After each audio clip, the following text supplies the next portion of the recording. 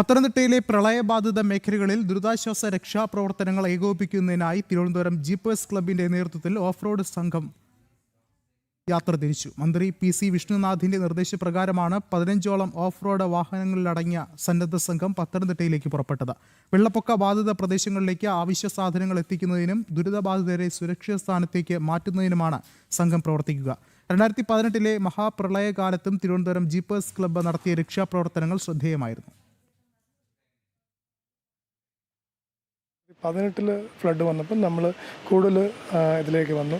പിന്നെ ആ ഒരു അൺപോൾഡ് ട്രിവാൻഡ്രം എന്ന ഗ്രൂപ്പിനോട് അസോസിയേറ്റ് ചെയ്തിട്ട് നമ്മൾ ഫ്ലഡ് റിലീഫ് മെറ്റീരിയൽസ് ഇവിടുന്ന് അങ്ങോട്ടേക്ക് എത്തിക്കാനുള്ള ഇതായിരുന്നു നമ്മൾ കൂടുതലും പോയത്. അതിനുശേഷം 2019 നമ്മൾ വയനാട് അതുപോലെ നിലമ്പൂർ സൈഡിലായിരുന്നു ഏറ്റവും കൂടുതൽ പ്രശ്നം ഉണ്ടായിരുന്നത്. നമ്മളിവിടെ നിന്ന് ഏകദേശം 800ഓളം വീടുകൾക്കുള്ള ഭക്ഷണ സാമഗ്രികളും അവർക്ക് ഒരു മാസം പുറത്തിറങ്ങണ്ട അതുപോലുള്ള വലിയൊരു ചാക്കിനകത്ത് ഓരോ അരി 5 കിലോ അരി അങ്ങനത്തെ ഓരോ സാധനങ്ങളും പാക്ക് ചെയ്ത് നമ്മളിവിടുന്ന് കൊണ്ടുപോയി അവിടെ കൊണ്ട് ഡിസ്ട്രിബ്യൂട്ട് ചെയ്തു. ചില സ്ഥലങ്ങളിലൊക്കെ എനിക്ക് തോന്നുന്നു ഏതൊക്കെയോ ആദിവാസി ഊരുകളിൽ നമ്മളാണ് ആദ്യമായിട്ട് ചെല്ലുന്നത്.